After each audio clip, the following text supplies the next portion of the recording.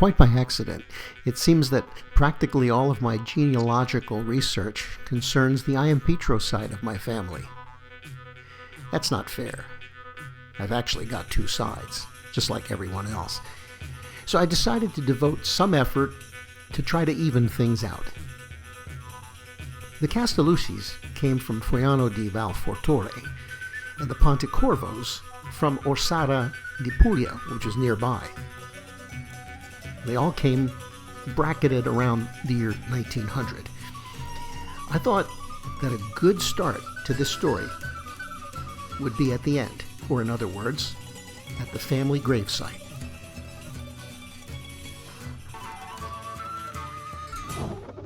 All right, so let's see if we can find the Castellucci gravesite. It shouldn't be as difficult as it is, and I'll explain why it's difficult.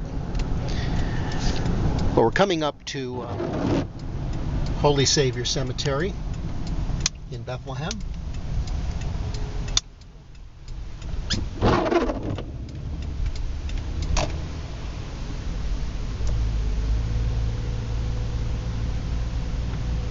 And it's a beautiful, peaceful place.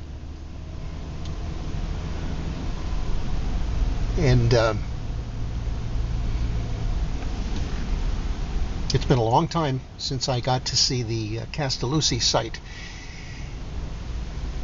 And I went to the office to confirm the section, because it's such a vast cemetery. It'd be very difficult to just come in here and try to find it on your own.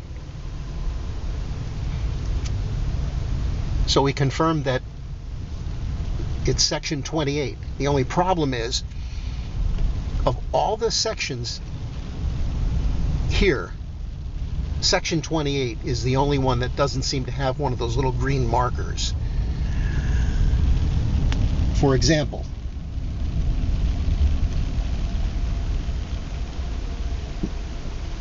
that's section 31.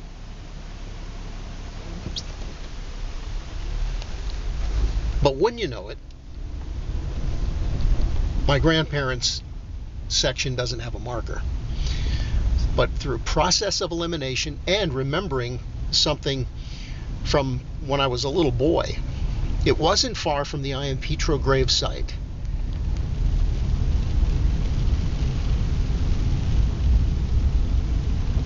And I remember that there was a large tree at the edge.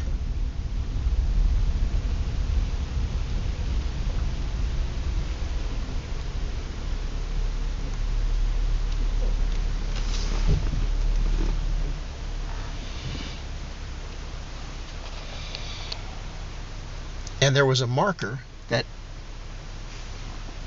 had the name Lynch. And that the marker, the memorial, was in the center of a section. It wasn't close to the road, to either road.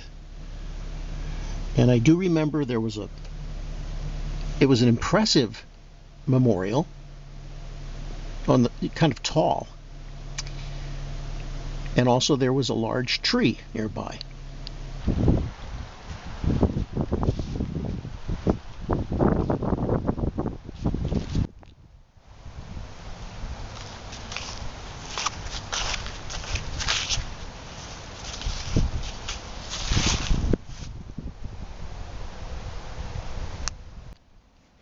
Now the only thing I remember is that it was in the center of a section of this vast cemetery.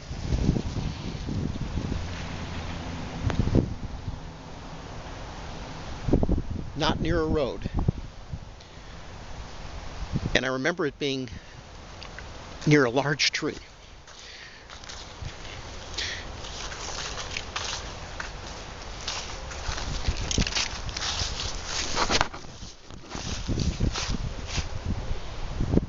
Could that be it? My grandpop was a World War I veteran, so there should be a flag.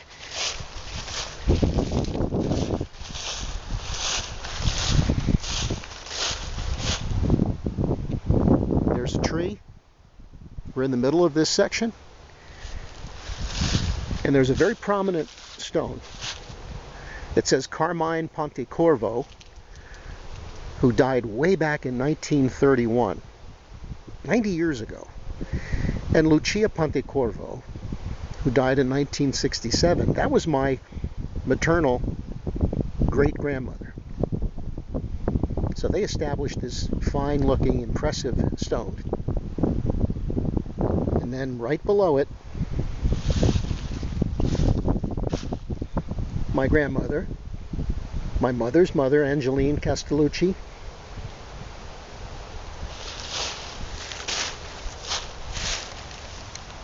and my grandfather, John.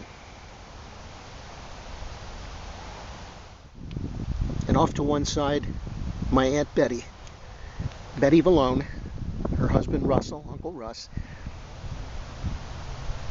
Betty is buried like my grandmother, next to her sister, next to her brother-in-law, with her parents.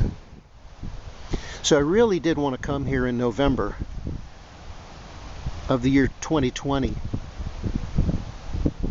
and dress up the grave a little bit with some Christmas flowers. It's not really something that I'm used to doing,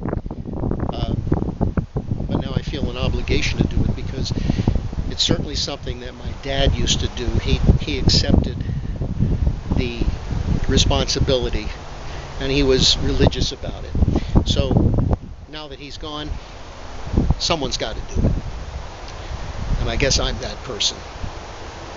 I don't mind. And I must say, in mid-November, a drizzly, damp, kind of dreary day. And I guess you could say it's kind of an appropriate day for a funeral.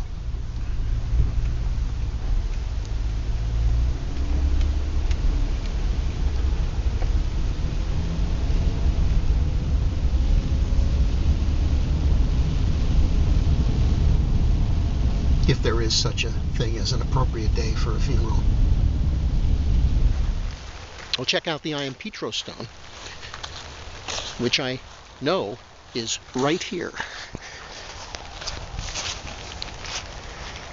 Yeah, it looks pretty good.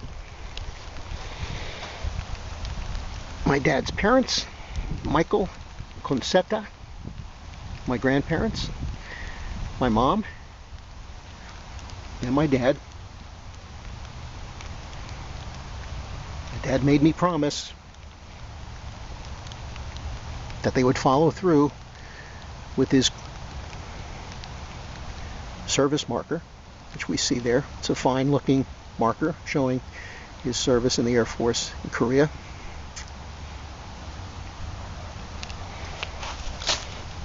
And I added the little touch of the fall flowers and the nice portrait of my parents together.